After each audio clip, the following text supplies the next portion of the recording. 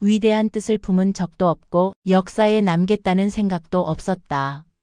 다만 오늘 해야 할 일을 하고 말을 아끼고 마음을 다치지 않게 하려 애썼을 뿐이다. 일부 나는 심사임당이다. 이름보다 먼저 있었던 삶. 나는 심사임당이다. 사람들은 나를 어머니라 부르고 화가라 부르고 현모양처라 부른다. 그러나 그 모든 이름 이전에 나는 하루를 살아내던 사람이었다. 아침에 눈을 뜨면 먼저 아이들 방을 살폈다. 숨소리가 고른지 밤새 열이 오르지는 않았는지. 그 다음에는 시어머니께 문안을 드렸고 그 다음에는 부엌을 살폈으며 그 다음에는 오늘 해야 할 일들을 머릿속으로 정리했다. 그렇게 하루가 시작되었다. 아이를 낳기 전에도 아이를 키우는 동안에도 아이들이 장성한 뒤에도 나는 늘 어제와 크게 다르지 않은 오늘을 조용히 맞이하며 살았다.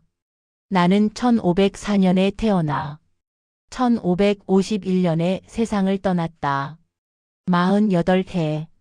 그리 긴 시간은 아니었다. 지금 이 글을 듣는 그대는 아마 나보다 훨씬 오래 살았을 것이다. 그 세월 동안 그대가 겪은 일들을 나는 다 알 수 없다. 그러나 짐작할 수는 있다. 아침마다 눈을 뜨고 해야 할 일을 하고 누군가를 걱정하고 누군가 때문에 마음 졸이고 저녁이 되면 지쳐서 눕고 또 아침이 오면 다시 일어나고 그런 날들의 반복. 그것이 삶이었을 것이다. 나도 그렇게 살았다. 특별한 날보다 특별하지 않은 날이 훨씬 많았다. 아무 일도 일어나지 않는 하루, 그런 날이 모여서 내 삶이 되었다. 사람들은 내 이름을 기억하지만 나는 이름보다 그 평범한 하루들을 기억한다. 마당에 햇살이 들던 오후, 빨래를 널다가 올려다본 하늘, 아이가 웃던 순간, 남편의 편지를 기다리던 밤. 그런 것들.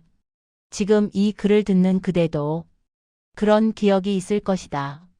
대단한 일이 아니어도 누구에게 말하지 않았어도 마음 한켠에 남아있는 순간들. 그것이 그대의 삶이다. 나는 강릉에서 태어났다. 오죽헌이라 불리는 그 집, 검은 대나무가 있던 그 마당. 어린 시절의 기억은 대부분 그곳에 있다. 아버지 신명환은 진사였고 어머니 이씨는 현명한 분이셨다. 나는 5딸 중 둘째였다. 아들이 없는 집. 그 시대에 그것은 걱정거리였다. 그러나 아버지는 딸들에게도 글을 가르쳤다. 나는 7살에 안견의 그림을 보고 따라 그리기 시작했다. 산수화였다. 아버지는 내 그림을 보시고 잠시 말이 없으셨다. 그 침묵이 칭찬이었는지 걱정이었는지는 지금도 모르겠다. 나는 그림을 그렸다. 그것이 좋아서 그렸다. 붓을 들고 먹을 갈고 종이 위에 선을 긋는 그 시간이 나만의 시간이었기 때문이다. 살림을 하고 아이를 돌보고 어른을 모시는 일 사이에서 그림은 나를 나로 있게 해주었다. 그러나 그것을 알아주는 사람은 많지 않았다. 여자가 그림을 그린다는 것, 그 시대에는 이상한 일이었다. 좋게 말하면 재주 있는 부인, 나쁘게 말하면 할 일 없는 여자. 나는 그런 시선을 알면서도 붓을 놓지 않았다. 왜 그랬느냐고 묻는다면 그것이 내가 나로 있는 유일한 시간이었기 때문이다. 19의 이원수와 혼인했다. 덕수 이씨 집안으로 시집을 갔다. 강릉을 떠나 서울로 그리고 여러 곳을 옮겨 다니며 살았다. 남편은 과거에 여러 번 낙방했다.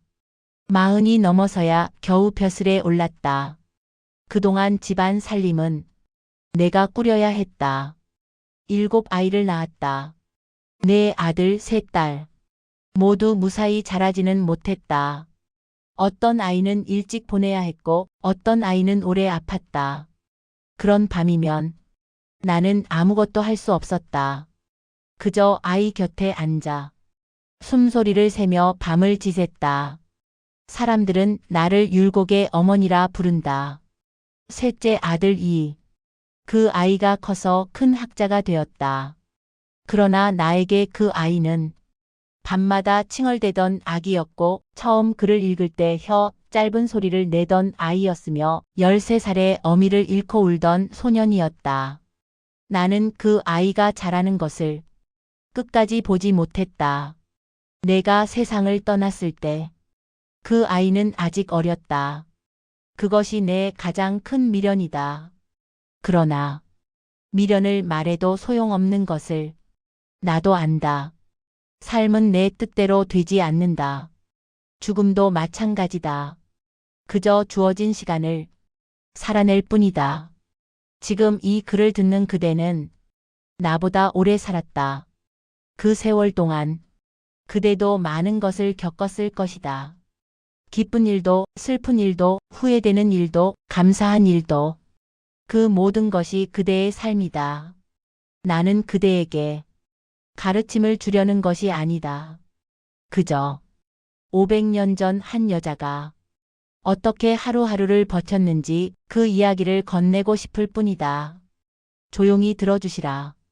서두르지 않겠다. 2부. 내가 편지를 쓴 이유 말보다 오래 남는 것. 나는 말을 잘하는 사람이 아니었다. 해야 할 말이 있어도 입 밖으로 나오지 않을 때가 많았다.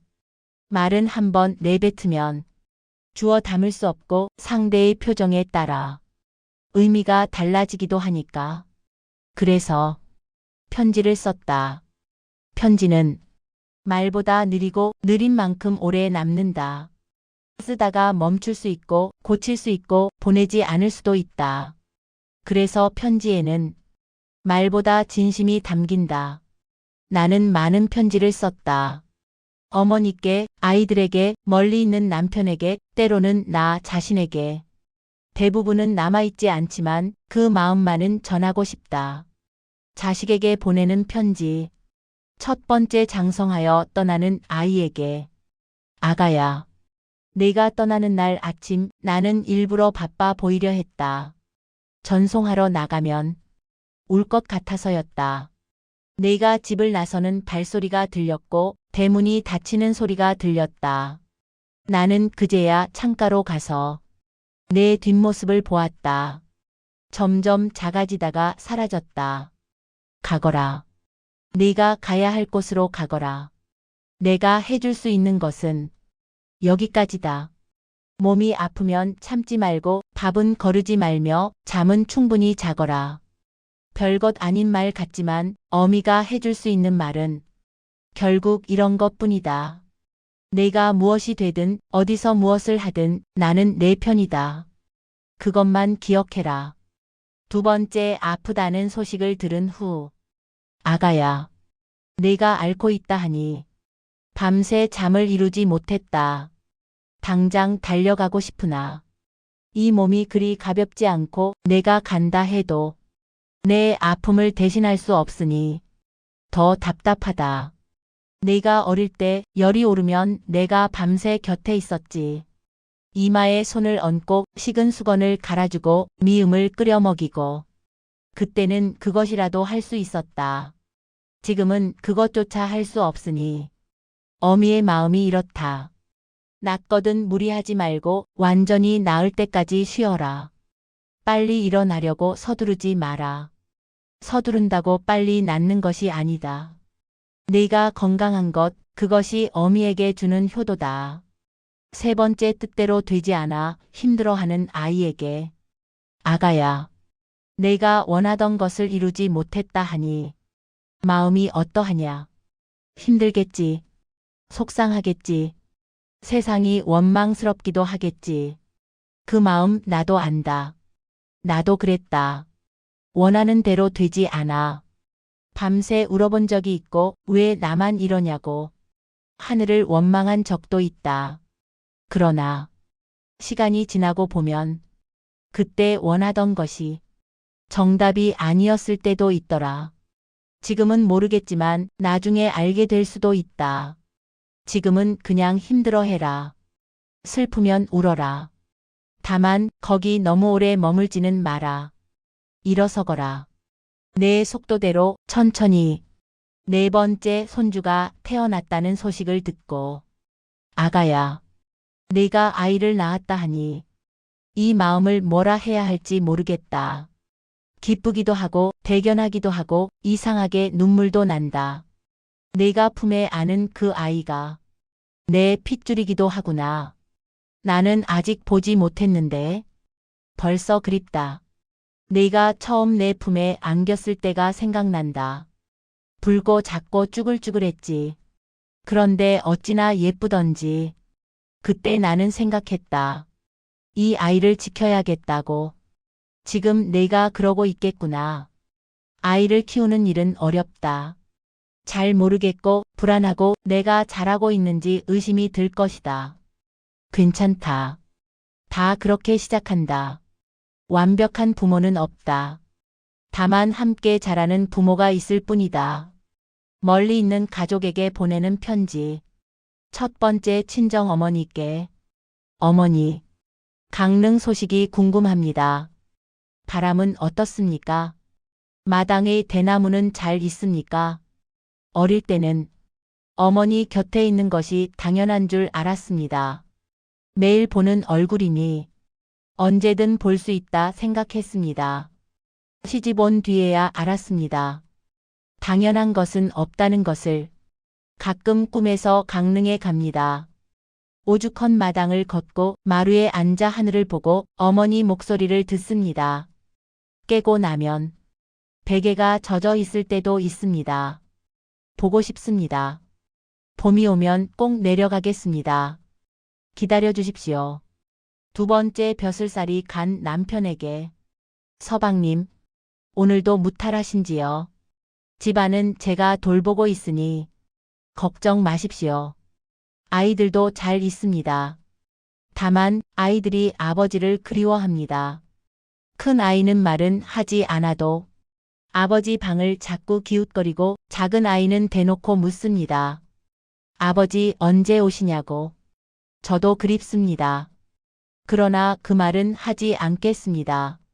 하시는 일이 뜻대로 안 될 때도 있겠지요. 너무 자책하지 마십시오. 사람의 일이 어디 마음먹은 대로 됩니까? 될 일은 되고 안 될 일은 안 되는 것입니다. 건강하십시오. 그것이 가장 중요합니다. 세 번째 올해 소식 없는 친척에게. 오래간만에 편지 올립니다. 안녕하신지요? 소식이 없어. 무고하신가 하고 생각했습니다. 어릴 때 댁에 놀러 갔던 기억이 납니다. 마당에서 뛰어놀고 맛있는 것을 얻어먹고 저녁까지 놀다가 돌아오던. 그때는 시간이 참 느리게 갔습니다. 지금은 하루가 눈 깜짝할 새입니다. 세월이 흐르면 사람도 멀어진다 합니다. 그러나 그 시간들이 사라진 것은 아닙니다. 마음 한쪽에 접어두었을 뿐입니다. 편하실 때 답장 주십시오. 평안하시기를 빕니다. 젊은 시절의 나에게 보내는 편지. 첫 번째 시집가기 전에 나에게. 인선아, 지금 내가 얼마나 불안한지 안다. 낯선 곳으로 가야 하고 낯선 사람들과 살아야 하고 내 마음대로 할 수 있는 것이 아무것도 없을 것 같지. 맞다. 쉽지 않을 것이다. 그러나 네가 생각하는 것만큼 무섭지는 않다. 사람은 적응한다. 낯선 것도 익숙해지고 어려운 것도 할 만해진다. 시간이 해준다. 다만 한 가지. 내 자신을 잃지 마라. 남들이 원하는 사람이 되려고 너를 버리지 마라. 네가 좋아하는 것, 네가 잘하는 것, 그것을 놓지 마라. 그것이 나중에 너를 지켜줄 것이다. 두 번째 아이를 낳고 지쳐있는 나에게. 인선아, 지금 내가 얼마나 지쳤는지 안다. 밤잠을 설치고 몸은 안 낫고 아이는 계속 보채고 나는 어디 있는지도 모르겠고 울어도 된다. 지쳐도 된다. 못하겠다고 느껴도 된다. 그게 당연한 것이다. 지금은 힘들어도 이 시간이 영원하지는 않다. 아이는 자라고 몸은 회복되고 언젠가는 지금을 추억하게 될 것이다. 그러니 조금만 버텨라. 오늘 하루만. 내일은 내일 생각해라. 세 번째, 40이 된 나에게. 인선아. 이제 40이구나. 돌아보면 빠르기도 하고 생각해보면 길기도 했던 시간이다. 잘한 것도 있고 못한 것도 있겠지. 후회되는 일도 있고 다행인 일도 있겠지. 그런데 이제 그만 자책해라. 그때는 그것이 최선이었다. 지금 알고 있는 것을 그때는 몰랐다. 몰랐으니 그렇게 했던 것이고 그것은 잘못이 아니다. 앞으로 얼마나 더 살지 모르지만 남은 시간은 조금 더 너그럽게 살아라. 남에게도 너 자신에게도. 3부. 내가 남긴 말들, 명언이 되지 못한 문장들. 사람들은 나의 말을 모아 명언이라 부른다. 그러나 나는 명언을 남기려 한 적이 없다. 삶이란 단정적인 말보다 머뭇거리는 생각에 더 가깝기 때문이다. 확실한 것은 별로 없었다. 옳다고 생각한 것이 나중에 틀렸고 틀렸다고 생각한 것이 나중에 맞았다. 그래서 나는 딱 잘라 말하지 않으려 한다. 그냥 혼잣말처럼 살면서 떠올랐던 것들을 늘어놓으려 한다. 사람은 잘 사는 법보다 흔들리지 않는 법을 더 늦게 배운다. 자식은 내 삶의 연장이 아니라 나와 다른 시간을 살 사람이다. 아무 일 없는 하루를 하찮게 여기지 말아라.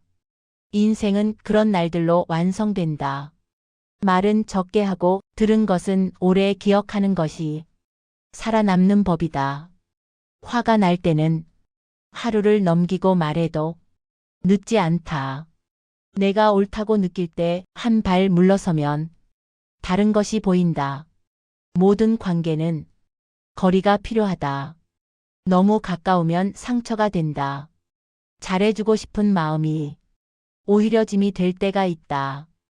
기다린다는 것은 아무것도 안 하는 것이 아니라 가장 어려운 일을 하는 것이다. 후회는 과거를 바꾸지 못하고 오늘을 무겁게 할 뿐이다. 남의 인정보다 내 마음의 평화가 더 오래 간다.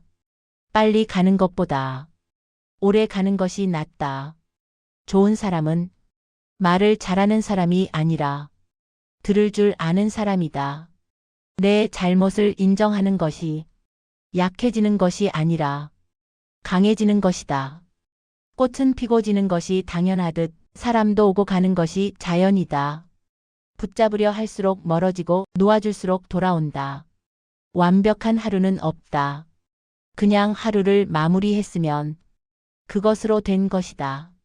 남이 나를 어떻게 생각하는지는 내가 정할 수 없다. 다만 나는 나를 알면 된다. 조용한 사람이 속이 비어 있는 것이 아니다. 가득 차 있어서 말이 필요 없는 것일 수 있다. 아이는 부모의 말을 듣지 않는다.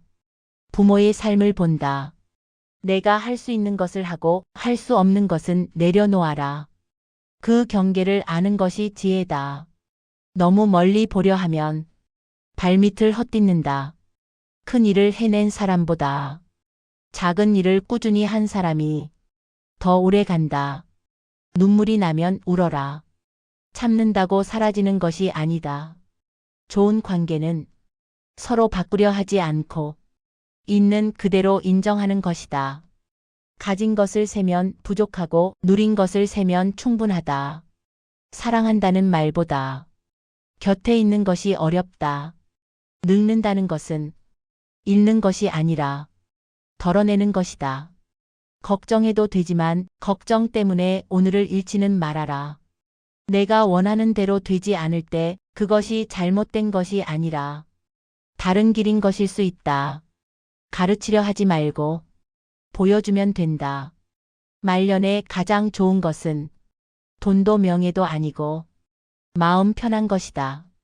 세상의 평가는 변하지만 내가 나를 아는 것은 변하지 않는다. 미움을 오래 품으면 내가 더 힘들다. 용서는 상대를 위한 것이 아니라 나를 위한 것이다. 어제의 실수를 오늘까지 끌고 오지 마라. 비교하기 시작하면 끝이 없다. 사람은 각자 제 시간표가 있다. 남과 같지 않아도 된다. 사부. 초충도를 바라보는 법. 작은 것을 그린 이유. 이제 내 그림 이야기를 하겠다. 사람들은 묻는다. 왜 그토록 작은 것들을 그렸느냐고. 풀잎 하나, 벌레 한 마리. 산수화를 그리면 웅장하고 인물화를 그리면 의미 있어 보이는데 왜 하필 풀과 벌레냐고. 그러나 나는 그것들을 작다고 여긴 적이 없다. 초충도라 불리는 그림들. 풀초 벌레충 그림도. 수박 넝쿨과 여치, 가지와 방앗개비, 맨드라미와 쇠똥벌레, 오이와 개구리. 나는 그런 것들을 그렸다. 왜 그랬느냐 하면 그것이 내 삶이었기 때문이다. 나는 궁궐에 살지 않았고 큰 산을 유람하지도 않았으며 먼 나라를 다니지도 않았다. 내 세계는 마당이었고 텃밭이었으며 강릉의 들판이었다. 그 안에서 나는 살아있는 것들을 보았다. 풀잎에 맺힌 이슬, 잎사귀를 기어가는 벌레, 꽃 위에 앉은 나비. 작지만 살아있는 것들. 나는 그것들을 오래 바라보았다. 죽이지 않았고 잡지 않았고 재촉하지 않았다. 그냥 있는 그대로 보았다. 왜 화려한 색을 쓰지 않았는가? 내 그림을 보면 색이 수수하다고 느낄 것이다. 화려하지 않다. 눈에 확 들어오지 않는다. 왜 그랬느냐 하면 자연이 그러하기 때문이다. 우리가 보는 꽃은 그림책처럼 빨갛고 노랗지 않다. 아침 햇살에 보면 이런 색이고 저녁 노을에 보면 저런 색이다. 비가 오면 또 다르고 구름이 끼면 또 다르다. 나는 한순간의 화려함이 아니라 오래 봐도 질리지 않는 색을 원했다. 그래서 진한 색보다 엷은 색을 택했다. 삶도 그렇지 않은가. 화려한 순간보다 담담한 날들이 더 많고 그 담담한 날들이 삶을 이룬다. 왜 배경을 비워두었는가? 내 그림에는 배경이 없다. 산도 없고 물도 없고 하늘도 없다. 흰 종이 위에 풀과 벌레만 있다. 왜 그랬느냐 하면 내가 그리고 싶은 것은 그것들 자체였지. 그것들이 어디 있는지가 아니었기 때문이다. 또한 비워두면 보는 사람이 채운다.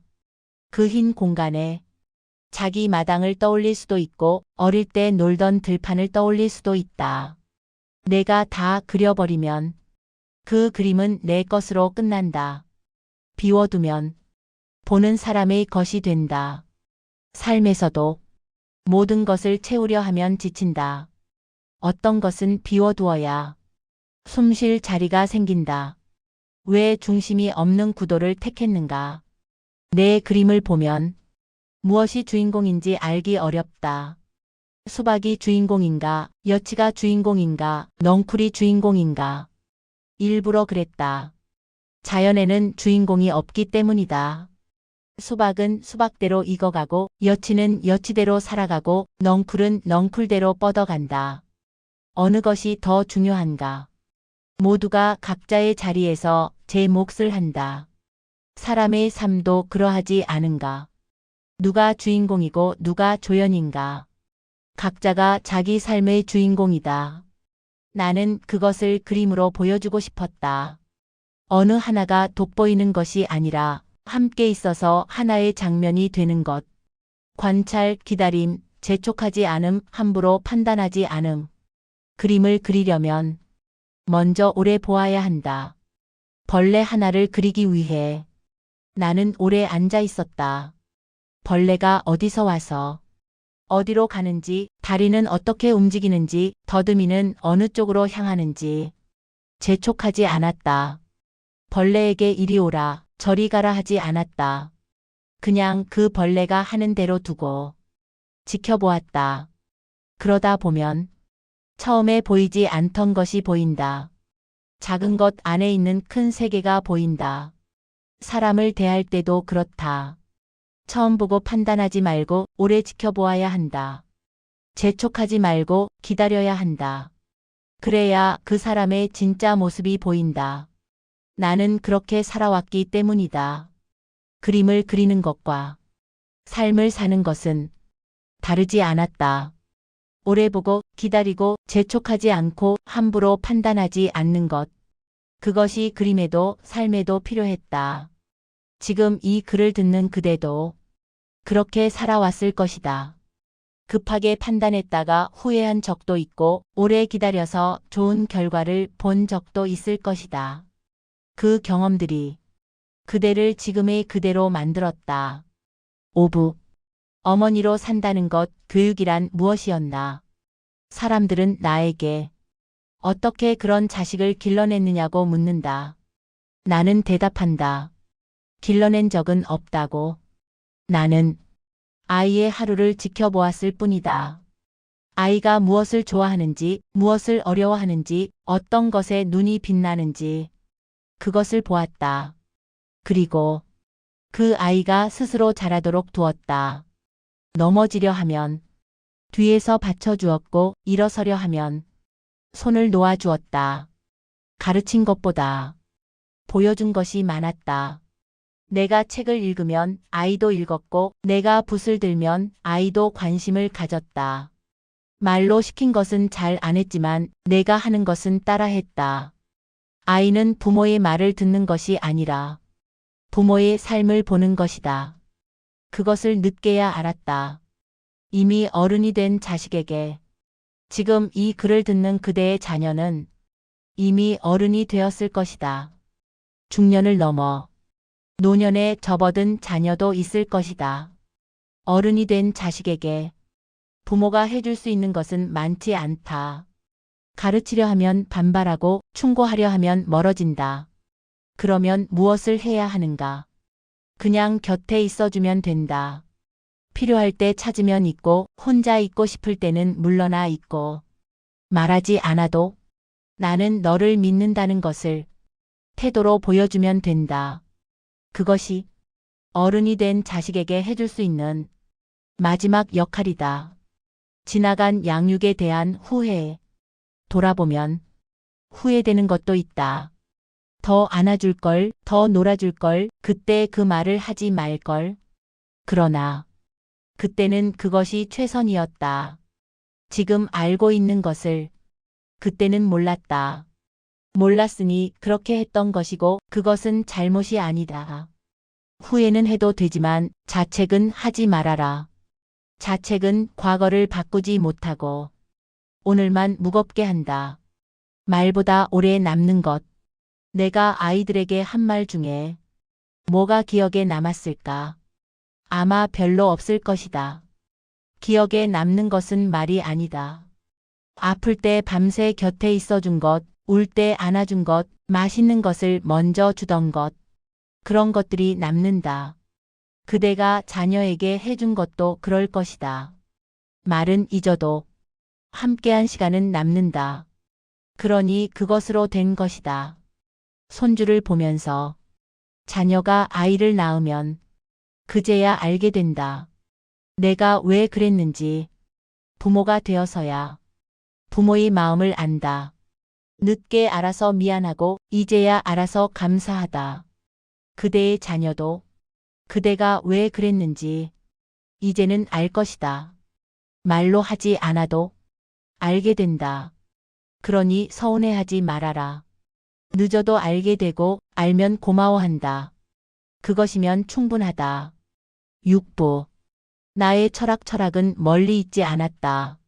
나는 철학자라 불린 적이 없다. 책을 쓰지 않았고 제자를 가르치지 않았으며 큰 사상을 펼치지도 않았다. 그러나 매일 선택했다.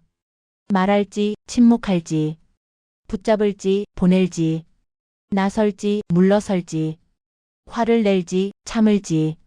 그 선택들이 쌓여 사람의 삶이 되고 그것이 곧 철학이 된다. 철학은 어려운 말로 쓰인 책이 아니다. 오늘 무엇을 할지, 사람을 어떻게 대할지, 힘든 일을 어떻게 버틸지, 그것이 철학이다.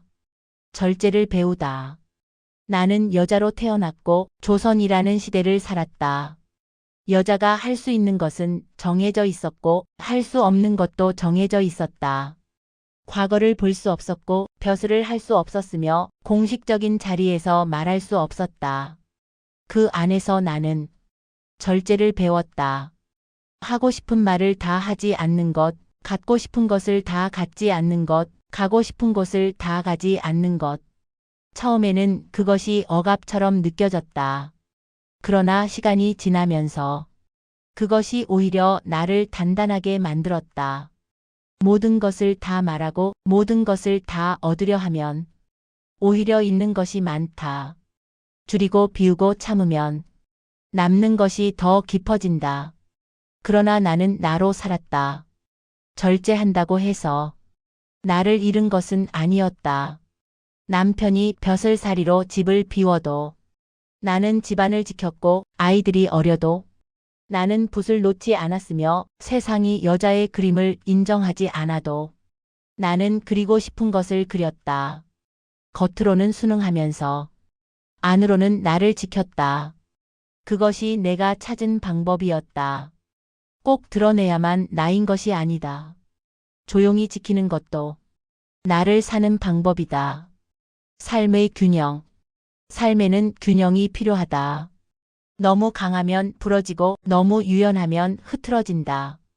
너무 나서면 탈이 나고 너무 물러서면 잊힌다. 그 중간을 찾는 것이 어렵다.